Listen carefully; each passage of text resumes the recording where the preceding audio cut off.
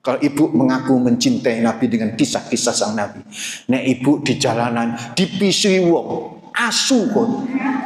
Misal Bu, ojo ngamuk Bu. Sebab nek ibu ngamuk berarti ibu asu.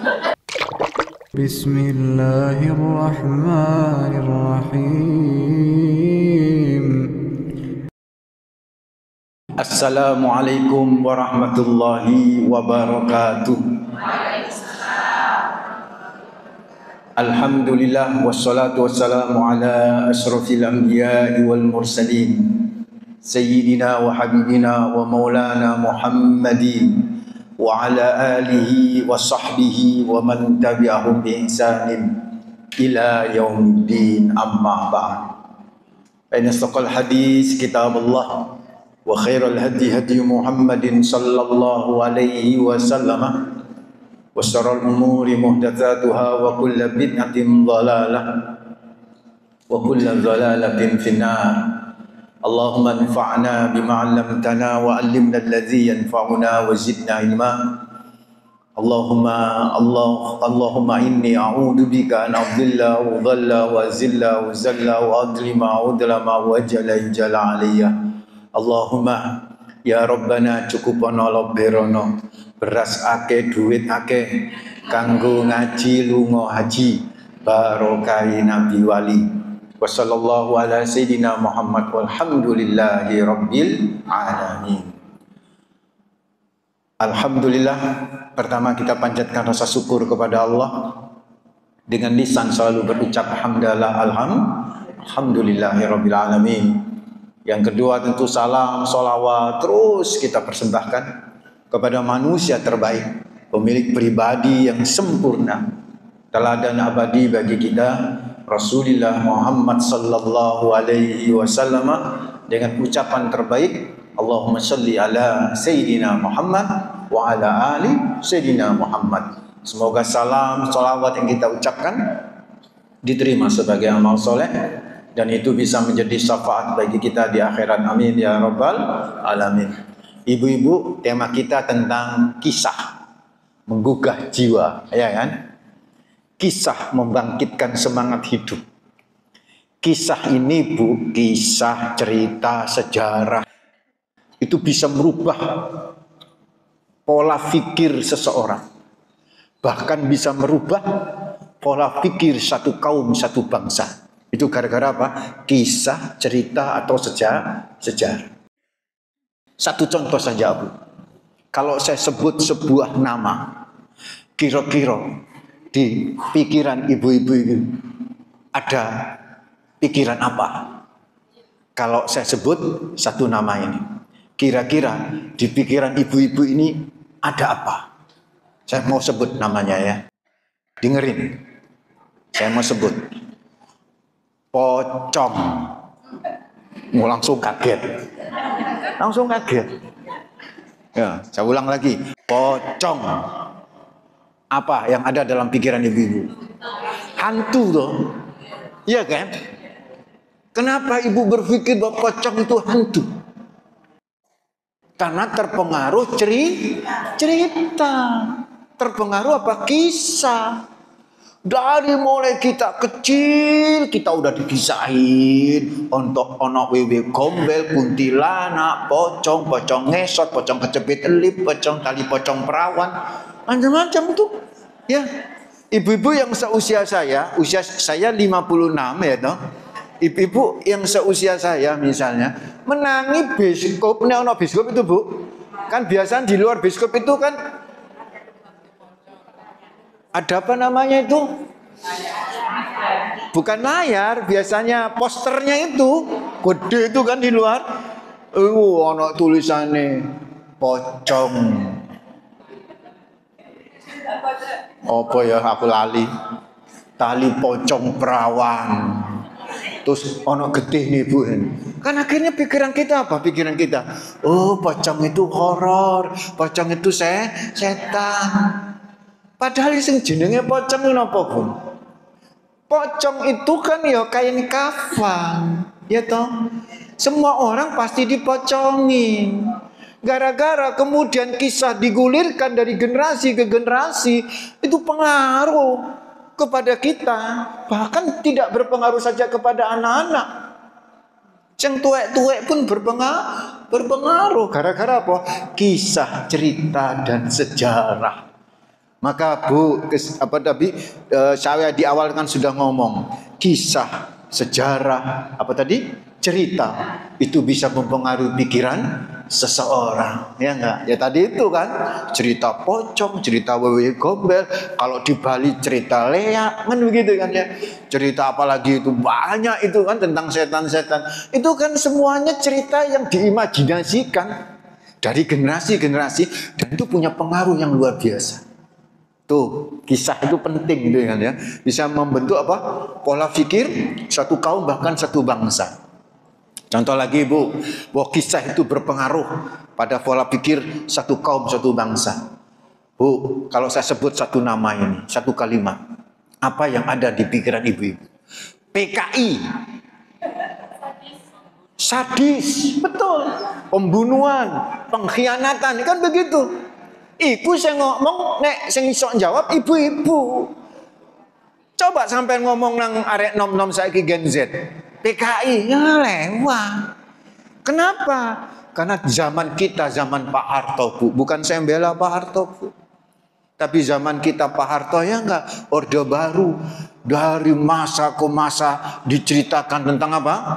PKI itu kejem bengis, no PKI mesti komunis, komunis itu ateis, ateis bertentangan dengan Pancasila, kalau bertentangan dengan Pancasila bertentangan dengan Ketuhanan Yang Maha Esa, berarti bertentangan dengan agama. Itu pikirannya gitu dari generasi ke generasi. Apalagi di era tahun 80-an ada film G30S PKI, dari mulai SD sampai SMA hukumnya apa? Wajib nonton, ya toh? Sehingga akhirnya di pikiran kita kayak ngono ya ku PKI itu loh Bun. Tapi coba sekarang, karena sudah nggak wajib lagi Bu, kan begitu kan ya? Ya biasa saja. Itulah yang saya maksud di awal ya, rumusan pertama. Bahwa kisah itu bisa mempengaruhi apa? Pikiran, jiwa seseorang. Itu dua contoh saja. Karena itulah saudaraku ikhwatadina fillah, Nabi kita Bu, ketika menyampaikan risalah Islam itu dimulai dari apa? Dimulai dari apa? Kisah. Loh, Nabi itu sering berkisah tentang surga, tentang neraka, kan begitu. Ibu tahu nggak Al-Quran itu 2/3 dari Al-Quran itu Bu apa? Kisah. 2/3 dari Al-Quran itu kisah. Ibu tahu nggak jumlah ayat Al-Quran di dalam surat Al-Baqarah berapa? 286. 286. Dari mulai ayat 40 Bu sampai ayat 120 berapa itu kisah tentang Yahudi Bani Israel. Sisanya itu kisah nabi-nabi yang lain. Sisanya kecil sepertiga dari surat Al-Baqarah itu tentang ayat-ayat halal dan haram. Jadi memang di Al-Quran itu banyak ayat-ayat yang tentang kisah-kisah ya. Kisah nabi-nabi sebelumnya, kisah orang-orang terdahulu, kisah kaum terdahulu, kisah tentang surga, kisah tentang neraka. Karena itu ketika Nabi berdakwah pertama kali di Mekah Bu, itu selalu berkisah. Karena yang dikisahkan oleh Nabi itu Bunda, yang dikisahkan oleh Nabi Bu, itu kisah tentang surga, tentang neraka. Yang itu baru nggak pernah mereka mendengar kisah itu. Sehingga banyak terpengaruh pola pikir masyarakat jahiliyah saat itu, banyak yang masuk Islam. Iki sing garai pembesar-pembesar musyrikin Quraisy jahiliyah ngamuk gara Quran. Wah, iki bahaya Muhammad ini. Nek dijar-jarno terus berkisah, bahaya. Maka akhirnya Bu, Nabi siapa itu tokoh musyrikin Quraisy seperti Abu Jahal ya toh? Abu Lahab pada waktu itu Bu langsung mimpin, ayo kita bendung itu kisah Nabi Muhammad, kita hadirkan orang yang pintar berkisah. Maka dihadirkanlah seorang orang musyrikin Quraisy, pintar berkisah, ahli sejarah, namanya Haris bin Nadhr. Siapa Bu? Haris bin Nadhr. Didatangkan Pak, Bu. Waduh, pintar itu Haris bercerita. Karena memang Haris ini pernah ke Persia, pernah ke Rom, tahu cerita 1001 malam. Wah, hafal nih Haris. Ketika Nabi Muhammad berkisah surga neraka, Haris datang ke pengajian Nabi dan menyatakan, ini bohong nih, Muhammad nih bohong. Aku punya kisah yang lebih hebat dari kisahnya yang diutarakan oleh Muhammad. Oh, mereka berkisah, Haris berkisah. Tapi karena kisahnya itu kisah percintaan, ya toh, 1001 malam, Laila dan Majnun, kan begitu kan? Kisah satu malam.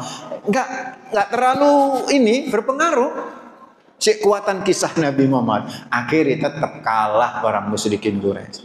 Mikir nih, apa cara nih membendung kekuatan kisah yang digulirkan oleh Muhammad. Akhirnya mereka rembuk, rapat, dihasilkan sebuah keputusan. Haris, nih lembaga musyrikin Quraisy ngomong kepada Haris, Haris, coba kamu datang ke Madinah. Untuk apa? Kamu cari informasi. Di Madinah itu banyak pendeta Yahudi. Gimana caranya supaya bisa membendung dakwah Nabi Muhammad yang selalu berkisah? Siap. Akhirnya Haris bin Nadhr terbang, kalau bahasa kita terbang ke Madinah. Ketemu sama pendeta-pendeta di Madinah. Pendeta dari agama apa? Yahudi. Karena Yahudi itu paling banyak, Bu, itu di Madinah.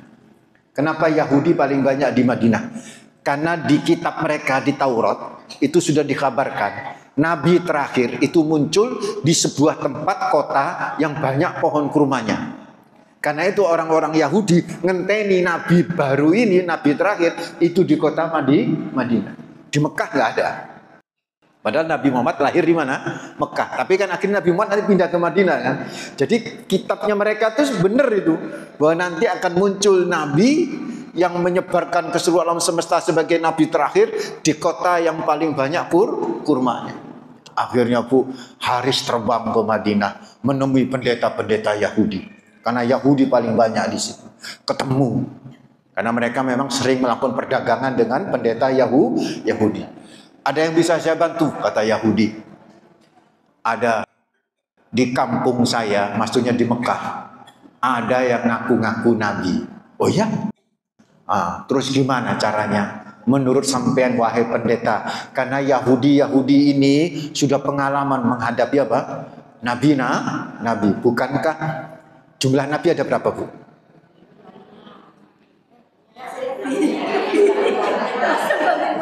Jumlah Nabi dan Rasul total berapa?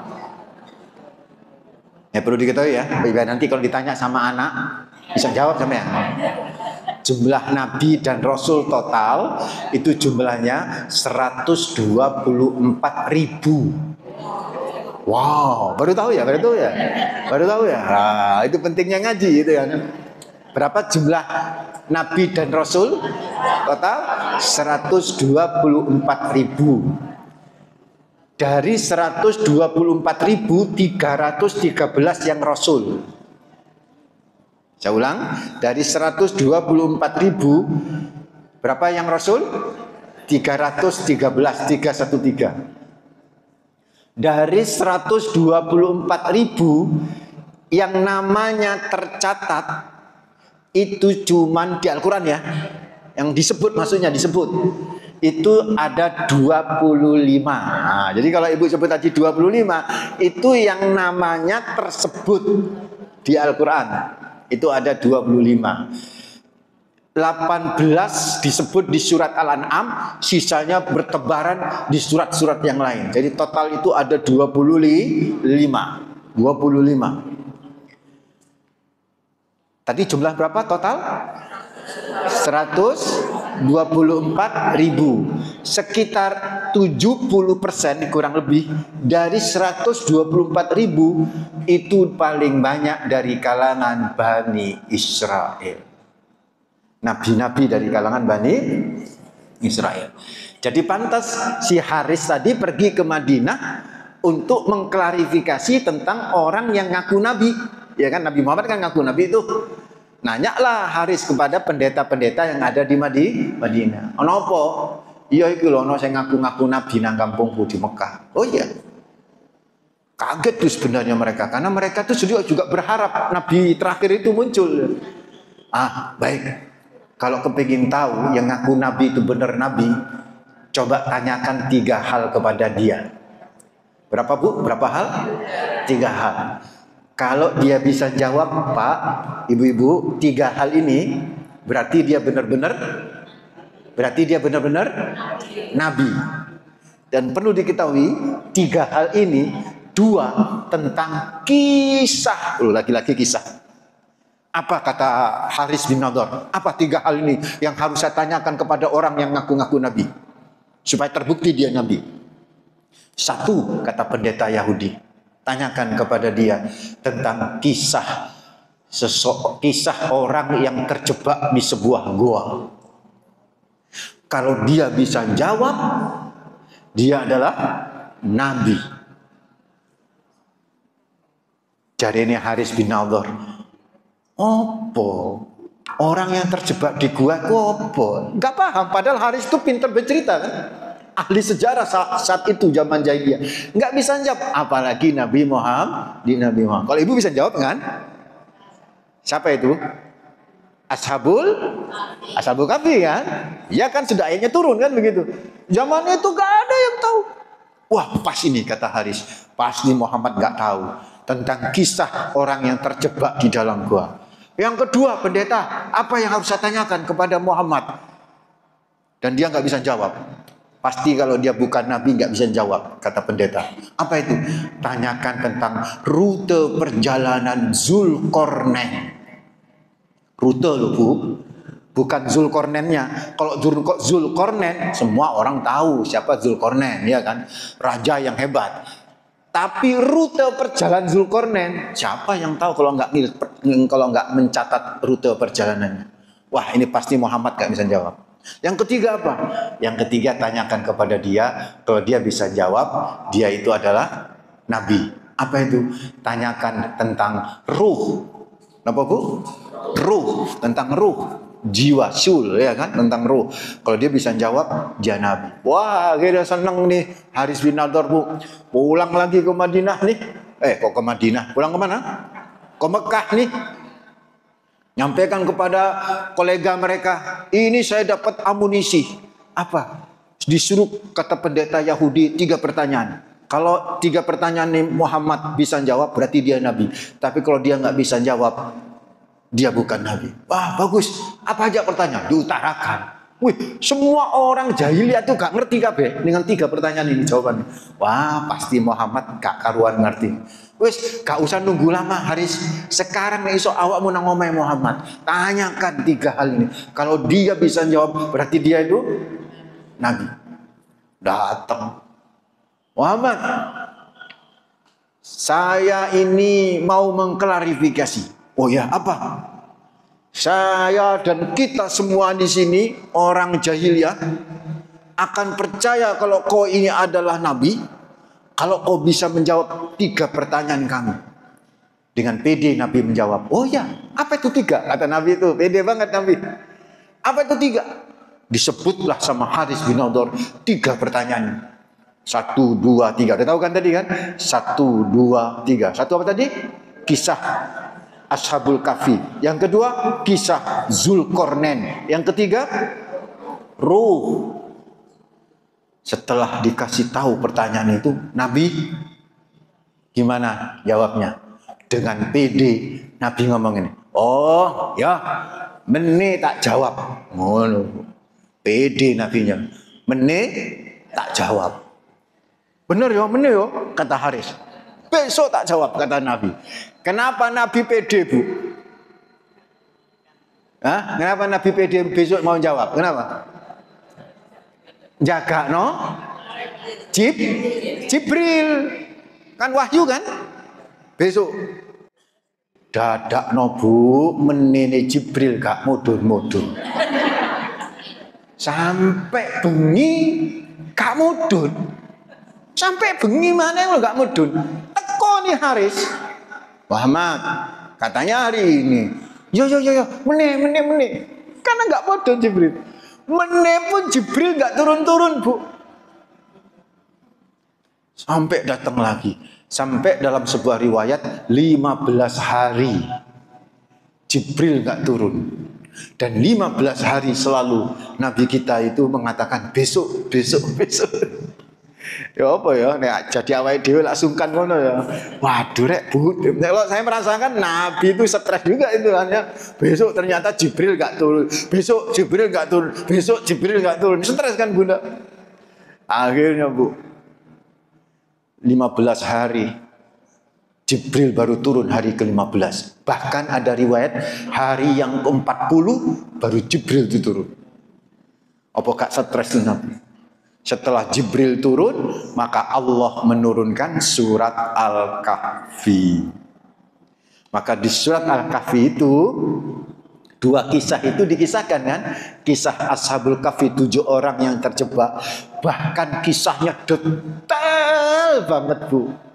Detail berapa orang yang terjebak. Kan diungkap di Al-Quran. Ada 7 orang. Bahkan ono asune kan begitu kan. Ada anjingnya. Bahkan turune wong sing nang goa ini loh.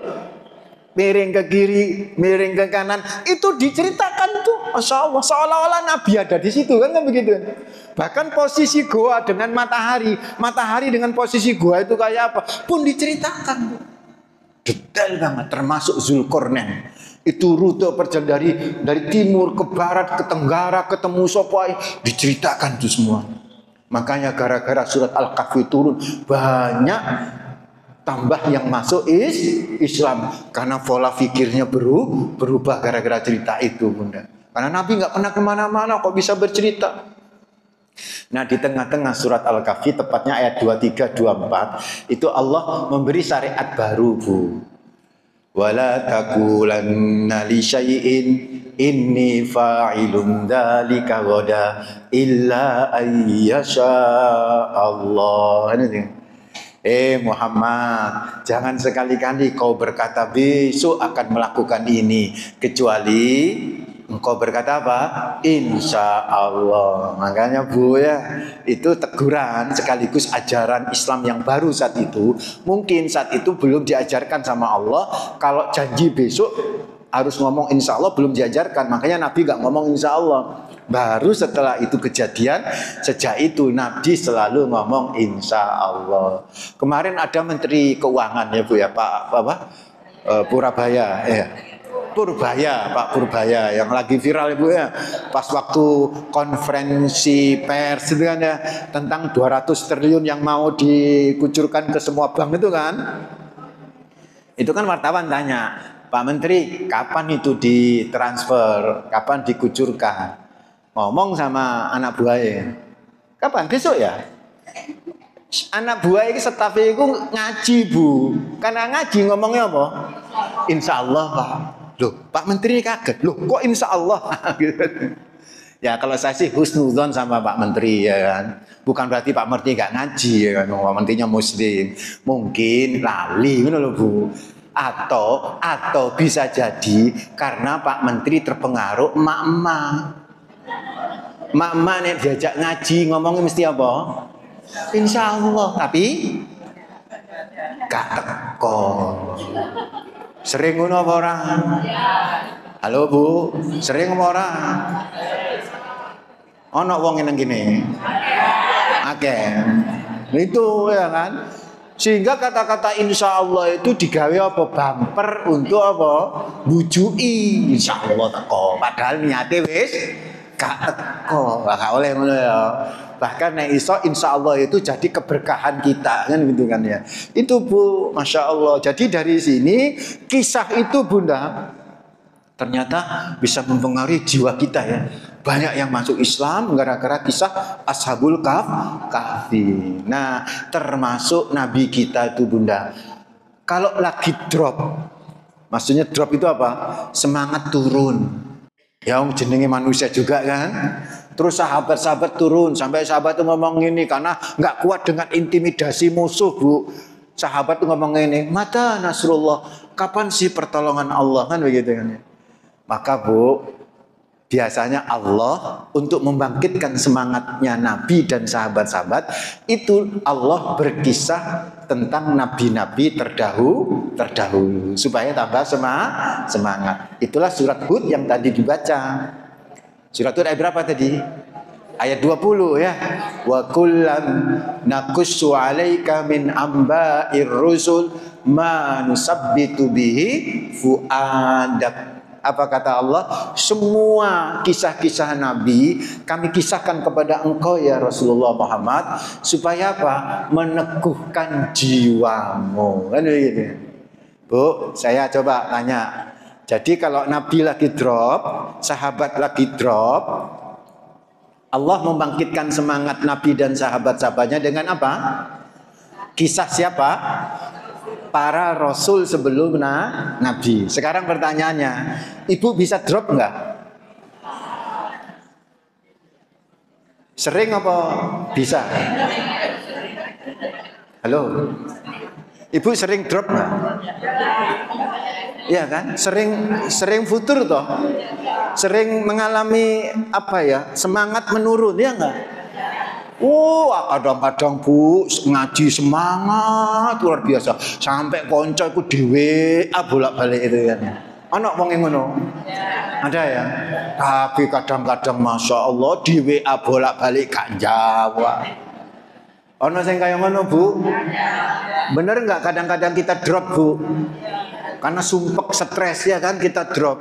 Nah, kalau Nabi Muhammad dan sahabatnya drop, sama Allah disemangati dengan kisah nabi-nabi sebelumnya. Pertanyaannya, kalau ibu-ibu, saya, kita semua drop, gimana cara menyemangati hidup kita supaya meningkat?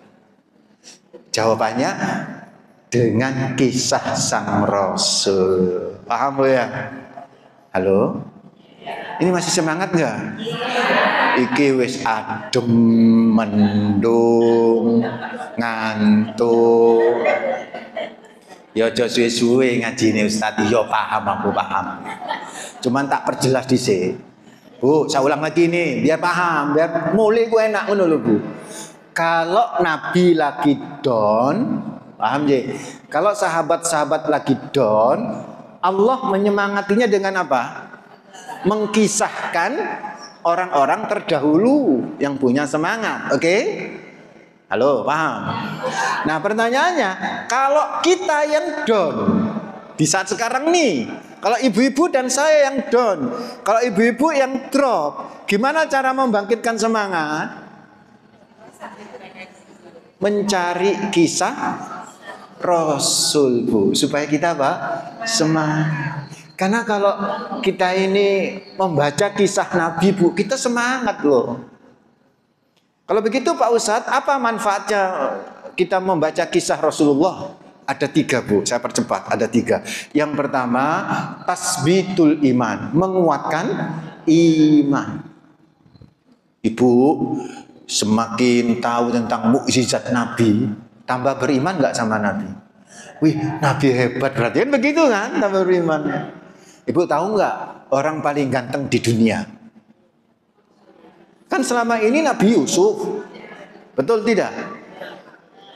Padahal Nabi Yusuf itu bu kegantengannya baru separuh kegantengan Nabi Muhammad Sallallahu Alaihi Wasallam. Iya, baru tahu kan? Saya kasih tahu Bu, semua mukjizat nabi-nabi itu semuanya dimiliki Nabi Muhammad Sallallahu Alaihi Wasallam. Kalau kita tahu kisah kayak begitu kan kita, waduh hebat nih Nabi kita kan begitu, tambah iman kan? Halo, tambah iman. Ayo Bu. Nah, salah satu kisah tentang kegantengan siapa? Nabi Muhammad. Cuman bedanya Bu, kalau Nabi Yusuf gantengnya itu Bu, ngare emak-emak dharma wanita Mesir itu berhasrat, bergairah. Kayak arek Gen Z itu ndelok apa artis Korea gitu loh Bu. Wow. Histeria Bu. Histeria. Tapi Nabi Muhammad kegantengnya 2 kali ganteng Nabi Yusuf. Itu Nabi sudah berdoa, jangan kau buat ya Allah umatku sing wedok iki bersahwat kepada diriku. Makanya ungguan teng bahkan 2 kali lipat kegantengan Nabi Yusuf. Tapi ibu-ibu zaman itu kalau melihat Nabi Muhammad itu biasa. Nek ngelihat sendirian dulu biasa. Tapi kalau Nabi itu di antara laki-laki yang lain, itu pasti Nabi kelihatan lebih. Itu kelebihan Rasulullah. Dan itu mukjizat. Itu mukjizat. Kalau kita tahu cerita mukjizat Nabi, Masya Allah, tambah iman kita kepada Nabi. Itu salah satu manfaat belajar kisah sang Rasul. Yaitu apa? Tasbitul iman. Menambah apa? Keimanan. Yang kedua Bu apa? Tasbitu al-hayat. Tasbitul hamasa fil hayat.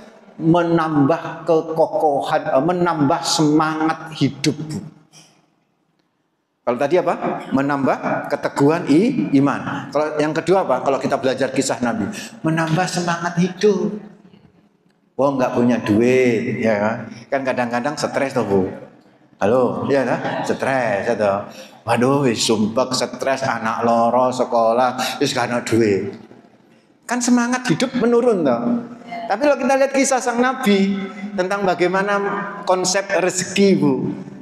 Nabi itu Bu, jenenge rezeki itu ono ya dipangan, gak ono ya alhamdulillah, gak usah dipikir. Nabi lebih parah dari ibu-ibu. Loh, Nabi itu lebih parah loh Bunda. Ibu-ibu sekarang masih ada teman, masih dulu Masya Allah. Nabi itu kalau perang Bu ya kelaparan. Pernah suatu saat di perang Khandaq, sahabatku lapar kabeh. Hanya Nabi yang kelihatan bersemangat. Ditakoi yang sahabat Jabir bin Abdullah, Nabi, ini kan nggak lapar toh? Loh, apa kalian lapar? Nggih Nabi, kita lapar. Dibuka kelambine sahabat, semuanya di perutnya itu ada batu untuk ganjel lapar. Tersenyum Nabi. Oh alah, belon. Dibuka kelambine Kanjeng Nabi, ternyata batu yang ganjel perutnya Kanjeng Nabi jauh lebih banyak. Tapi Nabi gak ngeluh Bu, Masya Allah. Loh, kalau kita cerita kisah kayak begitu itu kan kita tambah semangat ya Bu ya. Karena ada yang lebih apa? Lebih berat Bu ya. Makanya kalau kita sakit Bu, kita ngomong sama Allah, ya Allah, alhamdulillah sakitku sekarang ini ya Allah mungkin bisa menutup sakitku yang lebih besar lagi gitu loh. Jadi Bu, kalau kita ada diuji sama Allah, coba lihatlah bagaimana ujian para sahabat. Itu meneguhkan apa? Semangat hidup. Yang ketiga Bu, apa? Tadi yang pertama tadi apa? Meneguhkan keimanan, kisah sang Rasul. Yang kedua apa? Menambah semangat hidup kalau kita belajar kisah sang Rasul. Yang ketiga Bu, itu nambah apa namanya? Nambah cinta sama Nabi. Loh ya kan? Nek bolak-balik sampai maca kisah Nabi, kisah Nabi, kisah Nabi. Menambah cinta. Kan lama-lama tambah cinta sama Nabi Bu ya. Bu, kemarin itu saya diundang ceramah. Terus ana wong ngomong ini. Lah apa ya Pak Ustadz ya, wong-wong gunang kampung-kampung kok pakai maulidan barang. Loh ya gak apa-apa toh Pak, wong sing ngolehno ya ono. Tapi kan sahabat Nabi juga pernah maulidan. Nek maulid iku api, mestinya sahabat Nabi iku luwih gercep untuk ngelakoni kan begitu. Saya tertawa saja, tak tepuk nih paham, Mas, masih enom. Sahabat itu gak ngerayano maulid. Itu karena sahabat wis bolak-balik ketemu Kanjeng Nabi. Di otaknya itu ada Nabi, di hatinya itu nek dibedah ono Rasul. Lah saiki Gen Z di otaknya itu ada Syahrini, Syahroni, Iron Man, yang gitu Bu. Sing ono itu pujaan-pujaan hero. Kenapa hero kok digandrungi, hero kok dicintai oleh generasi sekarang? Tahu hero Bu, pahlawan-pahlawan itu loh, pahlawan fiktif. Karena bolak-balik diceritakan gitu. Makanya ayo Bu, Kita kalau bisa selalu membaca kisah Nabi supaya apa? Akhir kita gandrungi kan Kanjeng Nabi cinta. Kalau sudah kita mencintai Nabi, maka yang keempat terakhir apa, Bu? Menteladani Nabi. Bu, tadi apa? Iman kuat, semangat hidup jalan, cinta gandrung sama Nabi. Maka nggak ada lain kecuali menjadikan Nabi sebagai apa? Teladan. Saya tutup, Bu, sebelum nanti tanya jawab. Ada sebuah kisah ya. Dan saya kalau berkisah, Bu ya, saya kalau berkisah, apalagi di jam-jam kritis kayak ngono, kadang-kadang garengan ngantuk. Nggak apa-apa, saya sekali lagi saya bilang kan di mana-mana kalau ngaji, kalau ono pengajianku ono sing turu, ojo diharu-haru, ojo diseneni. Jarno ae. Karena itu saya kalau secara pribadi ini ono sing turu, Bu, iku saya luwih seneng. Iya, ketimbang aku cerita ono sing ngomong dhewe lah, itu saya nggak seneng. Tapi ini aku cerita malah turu, itu aku seneng, Bu. Itu menunjukkan bahwa aura cerita saya menghasilkan ketenangan hati, Bu. Saking tenangnya hati ini sampai iso.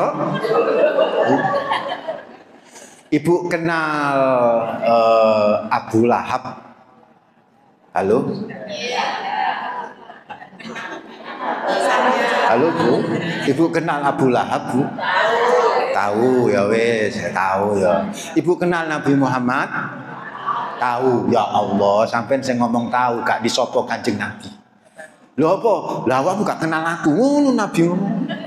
Ayo, jawab mana? Ibu kenal sama Nabi? Loh, kok gak semangat ya, Bu sih?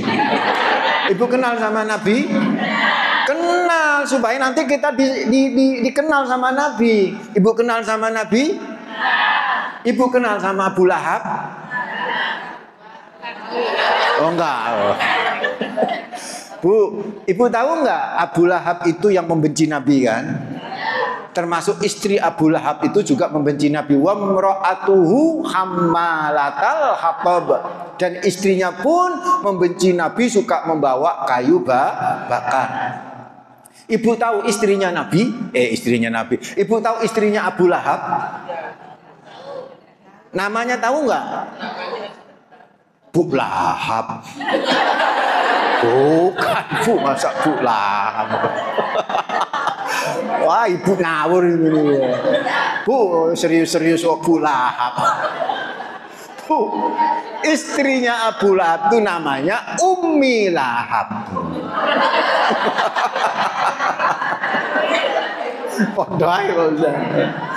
Ya, saya kasih tahu. Istri Abu Lahab itu namanya Aura Kasih. Iya, aura, Bu. Tapi nggak pakai apa? Kasih, aura. Nah, aura ini benci sama Nabi.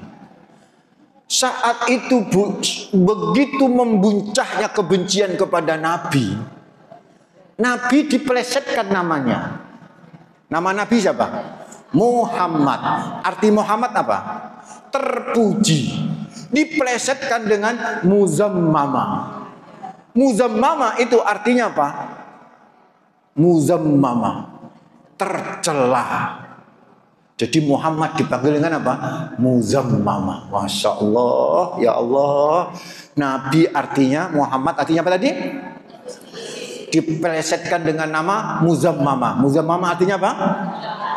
Muzammama artinya apa? Tercela. Jadi sering manggil Nabi dengan Muzammama, bukan Muhammad. Termasuk aura tadi, istri Abu Lahab. Bahkan aura, Bu, menyebarkan sebuah puisi. Muzammama qolaina wa dinahu abaina wa amrohu asoina. Muzammama, kami benci kepadanya. Muzammama, agamanya kami abaikan. Muzammama, perintahnya kami langgar. Muzammama. Akhirnya tersebarlah, karena puisi di zaman itu setara dengan medsos di zaman sekarang. Sekali di-up, share, viralnya kemana-mana. Sehingga nama Nabi terkenal bukan Muhammad, tapi apa? Muzammama, itu pelecehan. sampai kepada sahabat. Sahabat marah dan sahabat kemudian lapor kepada Nabi. Nabi nggak dengar ya. Nabi itu dihina loh. Tidak dipanggil Muhammad, Nabi dipanggil Muzammama, Nabi dihina.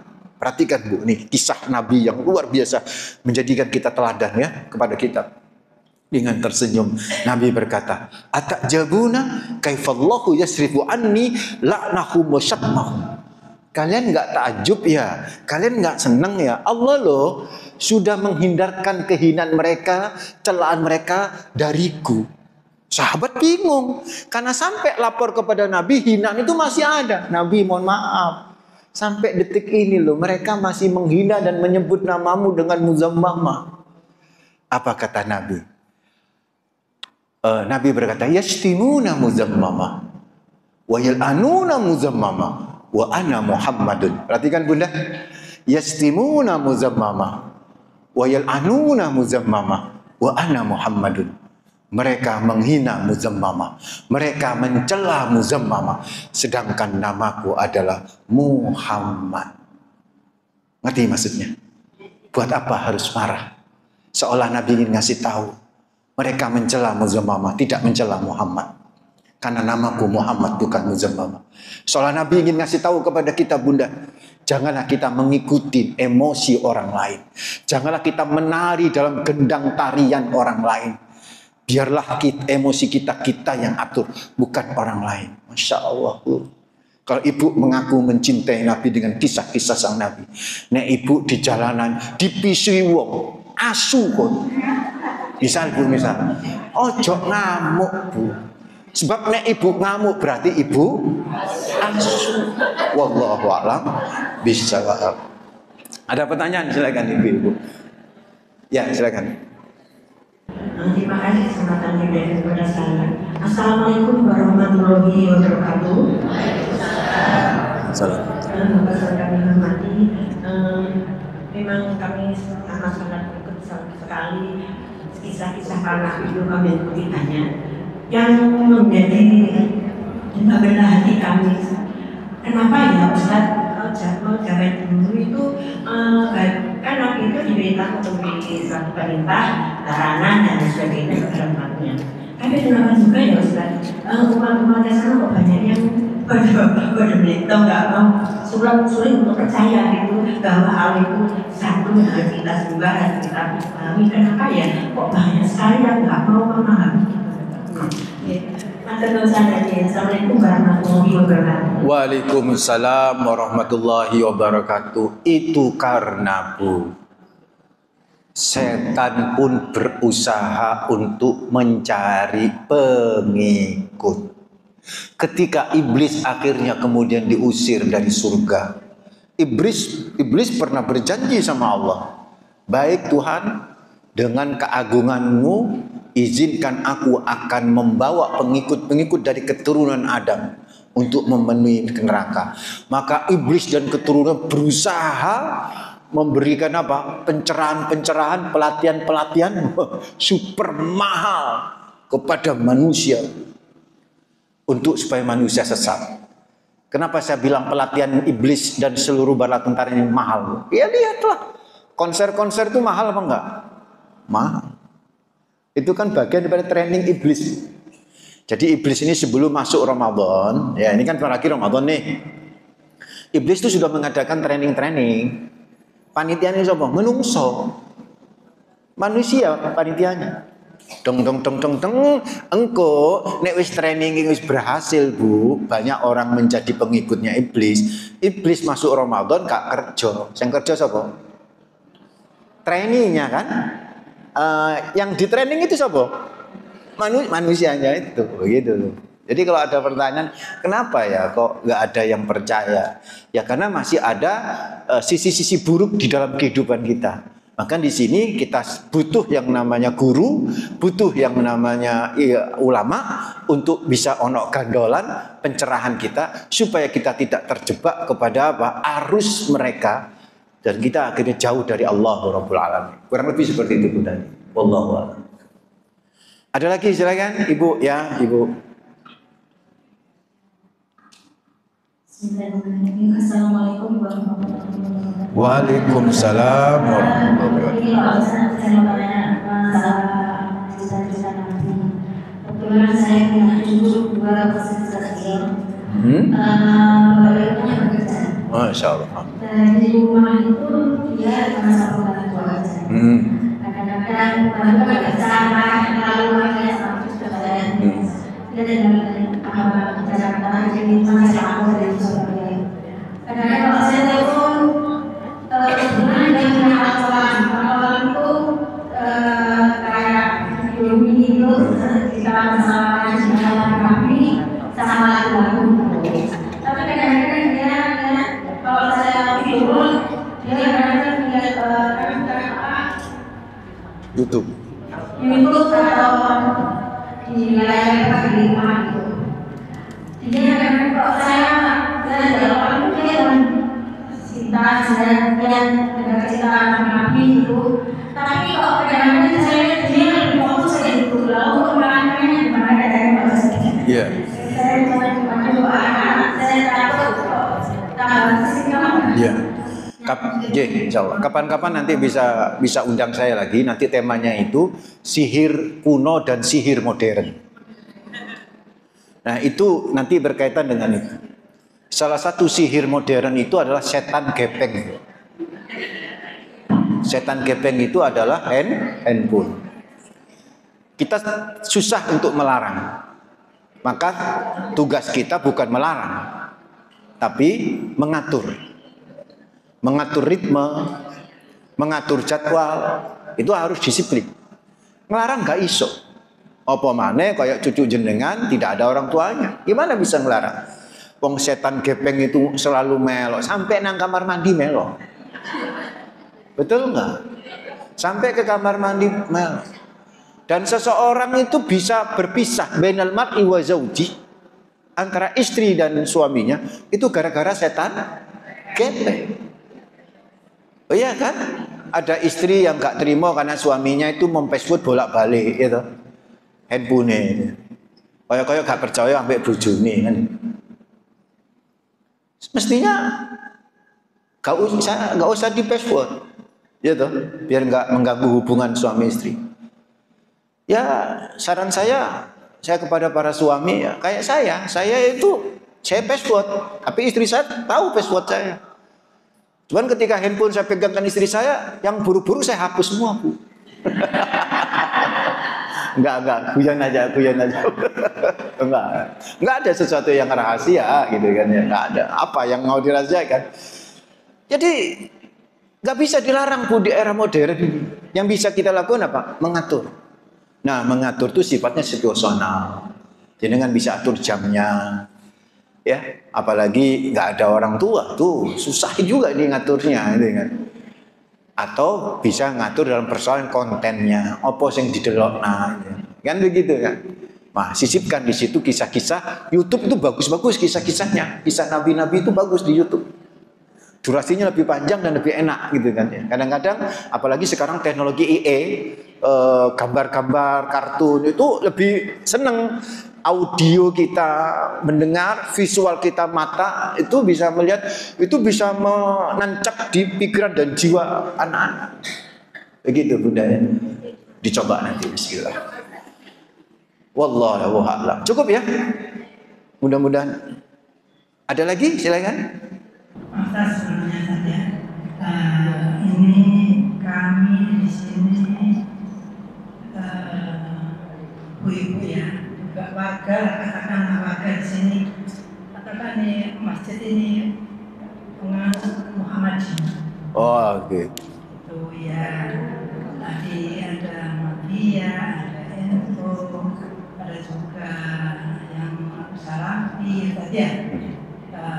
Ya kita ketika ada yang imam yang mikir ya kita ikuti, ketika ada imam yang kunut ya kita ikuti, ketika enggak kunut ya kita ikuti gitu saja.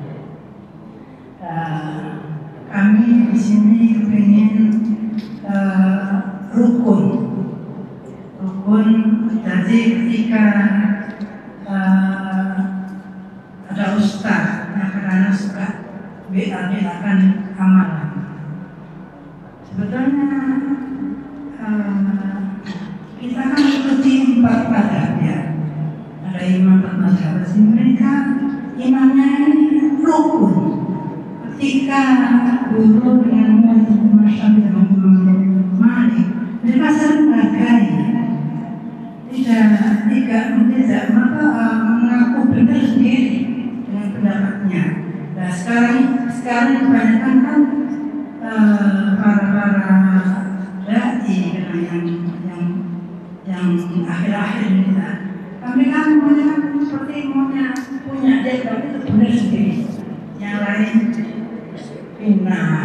bid'ah, dolalah. Padahal kita tahu ketika Sayyidina Umar bin Khattab menetapkan sholat tarawih bukan masa-masa Nabi, itu adalah bid'ah hasanah yang paling beliau cintai. Al-Quran saja diceritakan bukan pada masa Nabi, ketika Nabi ada di kayu-kayu, batu-batu, di kulit ya. Nah itu kami ingin kerukunan begitu di masjid ini dari diciptakan kerukunan. Jadi kami menghindari satu-satu yang kadang kelas ya, membedakan amalan seperti tawasul. Tawasul itu semua imam sepakat boleh, hanya ulama yang enggak. Apa Bu? Apa? Tawasul. Oh, tawasul. Ya. Dan rasanya Nabi bilang, mereka sudah mati bilang begitu. Astagfirullahaladzim. Istighfar saja. Para imam itu mereka memberikan tawasul. Dan aku yang akhirnya boleh setuju begitu. Jadi saya berharap pada itu semua, mari kita jaga kerukunan. Mahal kerukunan jangan kita tidak berat, gitu ya. Yang merasa benar sendiri pendapatnya lain salah, bilang bid'ah, dolalah, bilang itu yang kami ingin jaga di sini. Kami mohon. Oke. Terima kasih sebenarnya. Bagus. Ibu perhatikan. Apa yang diceritakan oleh Ibu tadi itu ya sudah menjadi sesuatu yang tidak rahasia lagi. Ustadz juga demikian gitu. Saya pribadi alhamdulillah dikenal sebagai Ustadz rumah makan Padang. Jadi menyediakan makanan itu silakan ngambil seleranya apa. Saya selalu seperti itu. Itu kalau saya. Karena itulah saya itu S1 saya itu tambak beras. Ini kenalan ya, tambak beras. Saya lulusan tambak beras pesantren. NU. S2 saya itu Muhammadiyah, Syariah, Ekonomi Syariah. MD. Setelah itu saya melalang buana ke halqah-halqah ilmiah ulama-ulama internasional untuk belajar dari Yaman, dari Mekah dan sebagainya. Alhamdulillah, seorang ustadz memang harus bisa membawakan diri. Kalau audiennya itu heterogen, jangan memaksakan kepada satu pendapat. Siapapun dia, apakah ustadz NU, ustadz Muhammadiyah, ustadz Salafi. Gak boleh, jangan mentang-mentang ustadz NU terus diajak dibaan kabeh ya. Gitu loh maksud saya. Jangan mentang-mentang Muhammadiyah gak gelem tahlilan, akhirnya melarang-larang tahlilan. Kita kalau bisa menghindari gitu loh. Kalau saya sih pribadi, kalau heterogen saya hindari pembahasan-pembahasan yang memunculkan khilafiyah, kontroversi. Terus bagaimana kita menyikapi Ustadz tentang konsep orang-orang yang berdakwah model seperti itu? Saya pribadi Bu, kalau ketemu ustadz-ustadz kayak begitu itu yang dakwanya keras, yang dakwanya itu sering membid'ahkan, ya saya bilang tidak apa-apa, saya bilang gitu. Ya mungkin dia pahamnya kayak begitu. Gitu. Biarlah saya tidak seperti itu. Terus bagaimana? Ya kalau saya akan memberikan penjelasan kepada jamaah saya. Kenapa sih orang itu selalu sedikit-sedikit berpaham ini bid'ah, ini amalian, ini bid'ah, ini bid'ah? Ada dua kemungkinan, Bu. Kemungkinan pertama, itu memang dia kurang ilmu, kurang piknik, kurang baca. Sehingga sedikit-sedikit apa? Bid'ah. Karena kurang baca aja. Salah satu teman Ustadz dari Malang, namanya Ustadz Al-Hadrami, jenggotan, Bu. Dulu salafi dari Al-Irsyad. Alhamdulillah sekarang tetap di Al-Irsyad, tapi sangat moderat. Tetap salafi, Bu. Tapi tidak lagi membid'ah-bid'ahkan tahlilan, tidak lagi. Kenapa? Karena dia setelah banyak membaca buku, membaca referensi, membaca kitab, ketemu tuh. Oh ya, ternyata ini bukan urusan bid'ah atau tidak, tapi urusan ijtihad. Yang namanya ijtihad itu mesti ono dalil. Yang namanya ijtihad atas dalil mesti ada pilihan, kan begitu. Itu yang pertama. Bisa jadi orang yang kemudian punya paham sedikit-sedikit bid'ah, sedikit bid'ah. Itu bisa jadi karena dia nggak paham. Dia belum baca secara utuh, atau dia referensinya sedikit gitu. Atau Bu, dia orang itu sedikit-sedikit bid'ah karena dia memahami bid'ah dengan pandangan yang sempit. Kenapa saya katakan begini? Begini, sering saya katakan ini. Tahlilan bid'ah, kan begitu kan ya. Misal ya. Saya nggak mau masuk sebenarnya, tapi ini contoh aja. Dibaan bid'ah misalnya. Terus mencium tangan guru bid'ah. Satu, selalu saya tanyakan, terus hukumnya apa? Misal contoh tadi apa? Mencium tangan, ya, mencium tangan guru. Mereka katakan misalnya bid'ah. Oke, bid'ah. Terus hukumnya apa? Karena hukumnya ono 5. Haram, wajib, sunnah, makruh, mubah. Lah bid'ah nggak masuk. Bid'ah itu bukan hukum. Bid'ah itu apa? Keadaan yang harus dihukumi. Misal mencium tangan bid'ah. Oke, hukumnya apa bid'ah itu? Ya misalnya nih Bu, Ibu pakai baju jilbab model kayak gitu kan gak pernah ada di zaman dulu. Itu namanya apa? Bid'ah. Karena bid'ah itu sesuatu yang gak pernah ada contoh sebelumnya. Itu bid'ah. Nah hukumnya apa? Ngono lho Bu. Menggunakan jilbab model begitu hukumnya apa? Boleh kan begitu. Bid'ah apa nih? Bid'ah. Tapi boleh hukumnya kan begitu. Karena tidak semua bid'ah itu haram. Bisa jadi ada bid'ah yang makruh, yang kalau bisa jangan dikerjain gitu. Itu satu yang ingin saya sampaikan. Yang kedua, konsep bid'ah yang sempit itu menyatakan pokoknya gak dilakoni Kanjeng Nabi. Berarti itu apa? Bid'ah. Pokoknya Nabi gak ngerjain, itu bid'ah. Saya tanya, berarti Al-Quran yang Anda baca itu sekarang adalah bid'ah, mushaf. Karena Al-Quran berapa juz? Siapa yang menetapkan Al-Quran menjadi 30 juz? Siapa yang menetapkan? Bukan Nabi, bukan sahabat. Tapi kok Allah? Malah bukan Allah. Kalau bukan Nabi, ya berarti bukan Allah kan gitu kan? Bukan sahabat. Terus siapa? Itu tabi'in. Namanya Al-Hajjaj bin Yusuf As-Saqafi. Itu yang membagi Al-Quran menjadi berapa? 30 juz. Ibu Al-Quran yang ibu baca sekarang tuh beda hurufnya ya. Tulisannya tuh beda dengan Al-Quran di zaman Nabi. Beda. Bacanya sama Bu, tapi tulisannya beda. Dulu Al-Quran itu nggak ada titik, nggak ada harokat. Jadi misalnya saya tulis Bismillah, sret, mim, alif, lam, alif, ro, ha. Bener toh? Mim. Nggak ada titik, nggak ada harokat.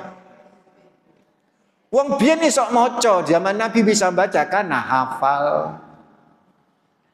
Tapi generasi berikutnya gak iso maca. Makanya sama Abul Aswad Ad-Du'ali, sebelum Aswad Ad-Du'ali dibuatlah titik. Dibuat apa? Titik.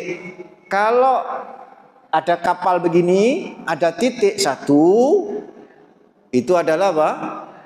Ba, titik dua, ta, titik tiga, sa, begitu. Terus perkembangan berikutnya titik-titik saja. Kalau harokate gak iso, maka kemudian dikasih titik untuk titik yang di atas setelah sa, ada titik lagi di atas itu berarti fathah. Belum harokat masih titik fathah, cuman nanti warnanya beda, merah sama hitam gitu kan ya. Huruf B, ba, titik satu, ya kan? Untuk menyatakan bi, maka kasih titik di sampingnya, itu bi bawah. Begitu terus. Makin lama, sik gurung isok maca kabeh. Akhirnya harokat dibuat. Fathah, kasroh, dhammah, dhammaten, fathaten, kasroten. Itu jauh dari Nabi zamannya. Lah itu namanya apa? Bid'ah. Pakai kol-kolah, Bu. Bid'ah. Tapi karena apa? Ya karena bid'ah ini hukumnya bagus, gak ada masalah itu. Jadi bid'ah itu bukan hukum. Bid'ah itu keadaan, hukumnya ono dewe. Oh, itu kan bukan urusan agama, ndak apa-apa, berbeda. Ada hal yang baru. Saya kasih tahu. Ada dalam urusan agama, bahkan dalam urusan ibadah yang tidak pernah dilakukan oleh Nabi, tapi generasi berikutnya melakukan. Apa? Haji, Bu. Ibu tahu nggak haji? Orang kalau mabit di Mina. Kalau zaman Nabi, Minanya itu di antara dua bukit. Itu Mina baru, Mina lama. Sekarang Minanya sudah sampai ke Muzdalifah, saking luasnya, saking banyaknya orang yang haji. Berarti orang yang mabit di Mina baru itu kan sama dengan dia mabit di luar Mina yang asli. Berarti dia tidak sesuai dengan Nabi. Itu urusan ibadah loh. Saya ingin tanya, Ibu kalau zakat pakai apa? Pakai uang apa beras? Ono sing uang, ono sing beras. Dua-duanya bid'ah. Sing pakai uang ya bid'ah, sing pakai beras bid'ah. Karena Nabi nggak pernah pakai beras, pakai gandum, pakai kurma. Berarti di luar itu bid'ah. Paham, Bunda? Jadi ayo kita samakan pemahaman. Tapi kalau ada orang yang nggak sama pemahamannya dengan konsep ini, Bu, ya gak apa-apa, jok ngamuk ngono lho, Bu. Tasamu, hati ini kalau bisa jembar, Bu, dada ini lebar. Kalau itu bisa kita lakukan, Bunda, maka insya Allah aman nih yang namanya pengajian. Ya memang ya rata-rata yang ngono iku nang dindis ngono. Di Almar'atus Sholihah, saya itu majelis yang Almar'atus Sholihah itu ada 2, Bu. Ada 3 kalau nggak salah. Ini heterogen, ya. Heterogen. Ada juga yang heterogen. Ada juga yang NU, Bu. Almar'atus Sholihah di Sidoarjo itu banyak yang habis sampai 500 orang. Itu NU, wis ijo kabeh misalnya. Sampai sak gede-gede ini ijo kabeh. Iku NU ndales dulu. Ya, yes.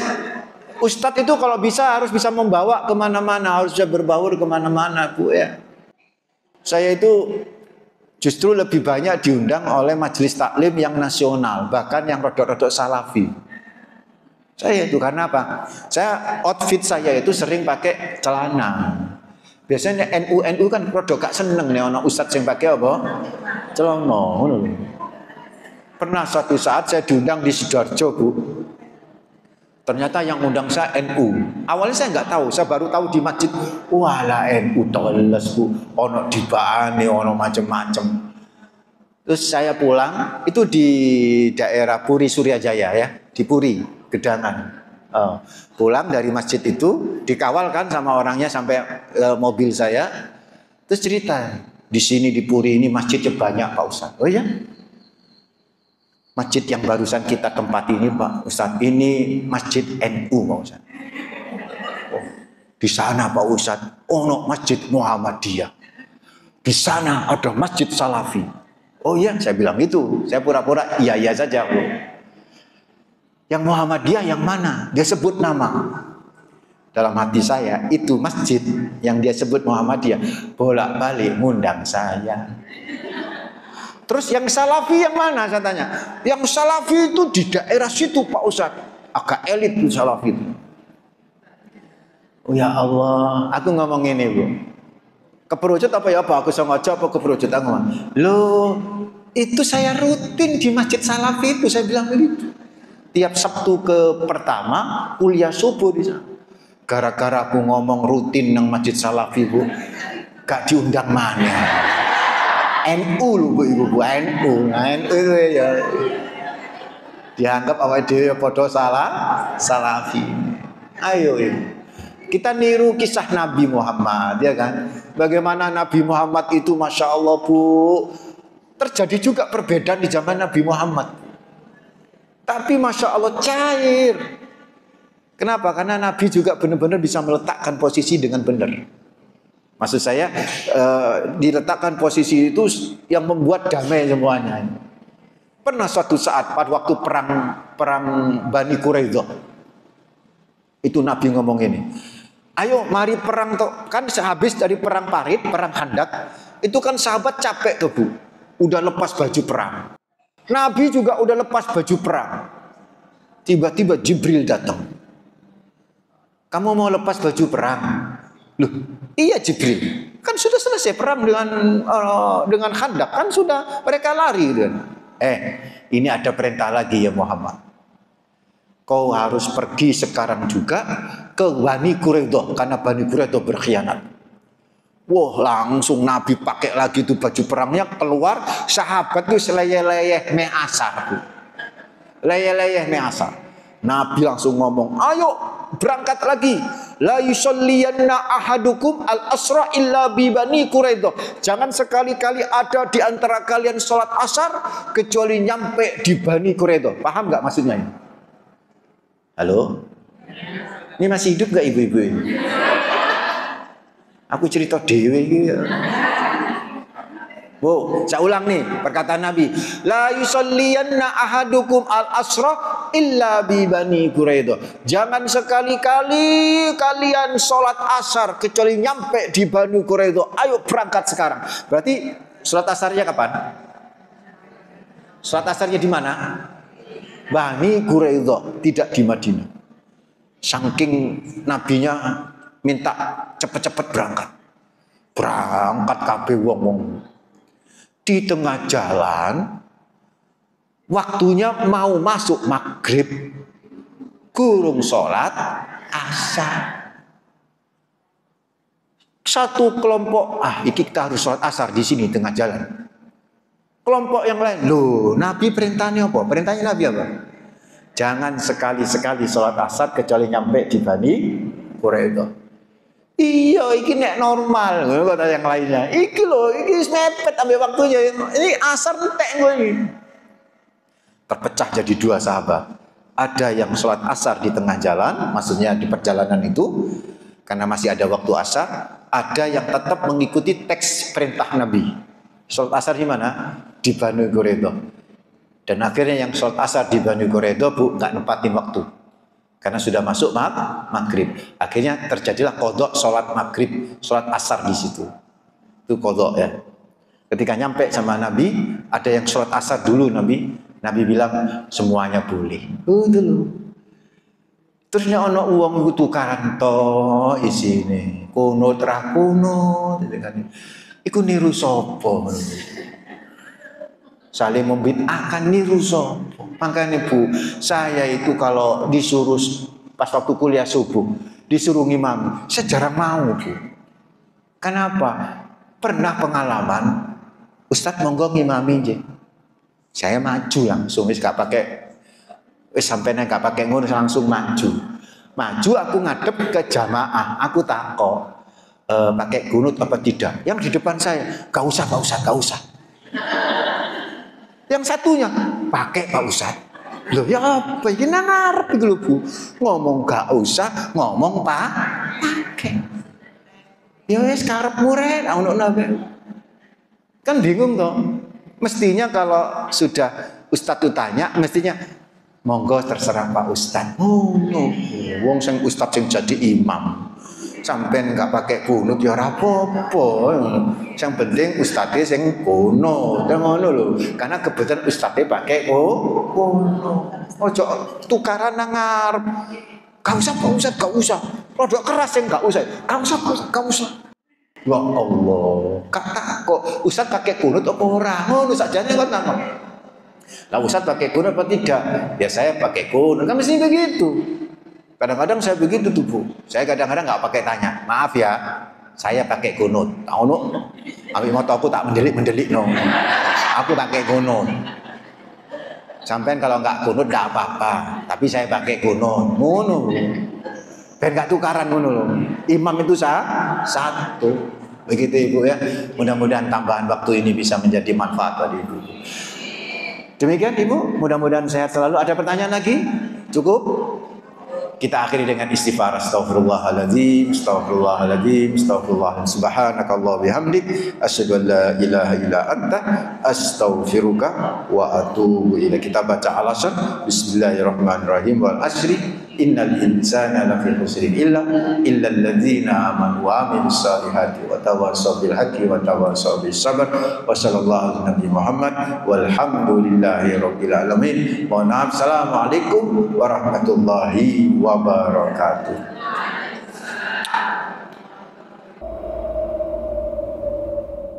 Astaghfirullah Rabbal baraya. Astaghfirullah minal khataya. Astaghfirullah Rabbal baraya. Astaghfirullah minal khataya.